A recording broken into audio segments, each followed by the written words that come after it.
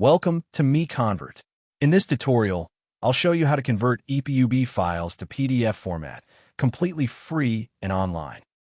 Open your browser and search for EPUB to PDF MiConvert.com. Click on the first result to go directly to the converter. You're now on the EPUB to PDF converter page. The interface is clean and easy to use. Let's upload a file. Click the Choose File button.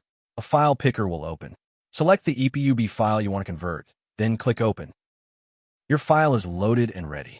You can see the file name, size, and target format. Click Convert now to start the conversion. The conversion is in progress. You can see the progress bar moving. This usually takes just a few seconds. Done. Your file has been converted successfully. Click Download to save the PDF file to your computer. That's it. Visit MiConvert.com for more free conversion tools. Subscribe for more tutorials. Thanks for watching.